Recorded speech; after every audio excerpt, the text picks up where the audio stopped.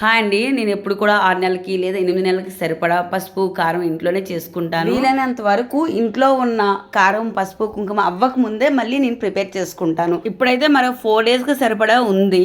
అందుకని నేను మిరపకాయలు తీసుకొచ్చాను.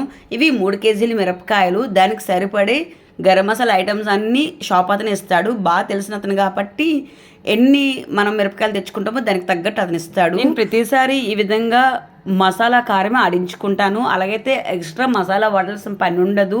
మిరపకాయల్లో ధనియాలు, ఆవాలు, జీలకర్ర, మెంతులు, కొంచెం గసగసాలు, అలాగే కొంచెం స్పైసీ ఐటమ్స్ కూడా వేసుకొని కొంచెం వేపి ఆరబెట్టుకొని మిరపకాయలతో పాటు ఆడిస్తే మసాలా కారం అనేది రెడీ అవుతుంది. డైలీ వంటకాల్లో ఈ మసాలా కారం వాడితే సరిపోతుందండి. సపరేట్ బయట ప్యాకెట్స్ ఉంటుంది కదా, కర్రీ మసాలా, సాంబార్ పౌడర్ ఇలాంటివి కొనాల్సిన పని ఉండదు. ధనియాలు, ఆవాలు, జీలకర్ర అన్నీ కలిపాను కదండి, వాటిని లైట్ దోరగా వేపి ఎండలో ఆరబెట్టుకున్నాను. దాంతోపాటు మిరపకాయలు కూడా కొంచెం పొదినగా అనిపించాయి, అందుకు ఒక 2 రోజులు ఎండలో ఆరబెట్టుకున్నాను. ఇంకొక వైపు 3 కేజీలు పసుపు ఆరబెట్టాను. ఆరబెట్టుతున్నప్పుడు కొంచెం రాళ్ళు అయితే దొరికాయి, ఒకసారి చెక్ చేసుకోవాలి, మధ్య మధ్యలో రాళ్ళు ఉండే అవకాశం ఉంది. మిరపకాయలు పసుపు ఆరిన తర్వాత కవర్లో వేసి మిల్లికి ఆడించడానికి తీసుకెళ్ళాను. నేనైతే ఎప్పుడు కూడా ఈ అంకుల్ గారి దగ్గరికే మిరపకాయలు పసుపు తీసుకొస్తాను. ఇది ఎప్పటి నుంచో ఉన్నటువంటి పాత మిల్లు, మా చిన్నతనంలో చూసినటువంటి మిల్లు అనమాట. ఇంకెక్కడికి తీసుకెళ్ళాను, ఈయన దగ్గరికే తీసుకొస్తాను. ముందు కారం ఆడేశారు, తర్వాత పసుపు ఆడుతున్నారు. దానికి సపరేట్, మీకు తెలిసిందే కదా. 2 ఆడిన తర్వాత ఇంటికి తీసుకొచ్చి కారం ఒకసారి పళ్ళెంలో వేసి ఎండలో ఆరబెట్టమన్నారు, లేకపోతే కారం నల్లగా అయిపోద్ది అన్నారు.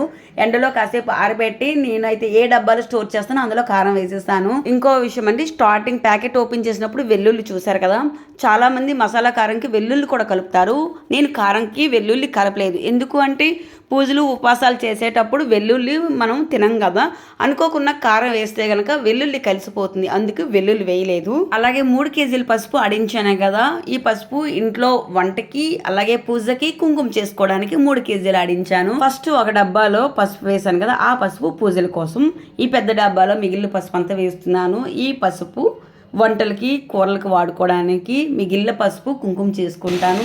కుంకుమ కూడా నేను ఇంట్లోనే చేసుకుంటానండి.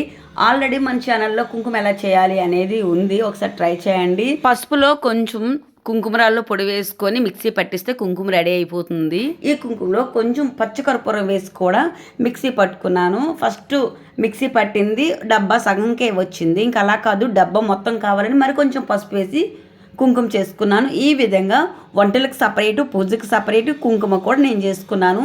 నేను ఎప్పుడు కూడా పసుపు, కారం, కుంకుమకి కావాల్సినవన్నీ ఒకేసారి ఆడించుకుంటాను. మీరు కూడా సంవత్సరానికి సరిపడా ఎలానే ఆడించుకుంటారా? కామెంట్ చేయండి.